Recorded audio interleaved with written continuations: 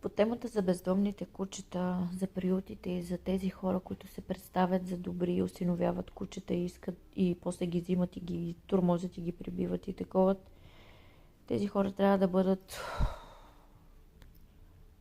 То няма дума, която да ги опише тези хора, защото която и гадна дума да кажа, е малко за тях.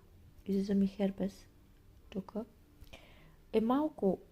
Също трябва да бъдат осъдени и тези, които са си плащали в черната мрежа, за които са искали такива видеа да бъдат тормозени животинки, които са си плащали, ако ме разбирате какво искам да кажа.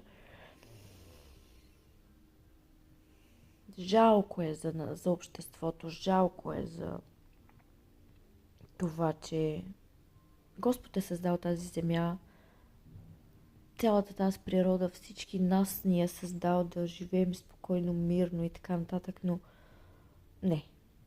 Ние хората сме най-голямото животно на тази земя. Казвам ние, защото е така.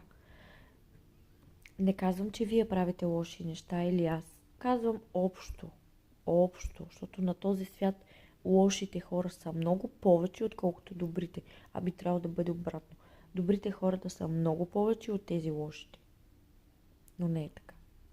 Злобата, омразата, завистта, гнева в хората вече е все повече и повече. Дали? Защо? Не знам. Опитвам се да правя видеа в YouTube, които да ви харесват, да ви заинтригуват. Пишете ми в коментарите какви видеа искате да правя, какво да ви казвам, защото да, профила ми се казва Бъди себе си и се опитвам и съм себе си в моите кратки видеа 3 минути. Но бих искала и вашата помощ. Да ме насочвате горе-долу, какви видеа да правя, какво ви харесва, какви теми да задавам. Жално е, защото си отиват хората, смисъл остаряват година след година. Годините вървят, хората сме ние и същи. И вече като остареем, примерно казвам, сме на 50, 60, 70 и осъзнаваме, като бях млад, трябваше да направя това. Трябваше да отида там.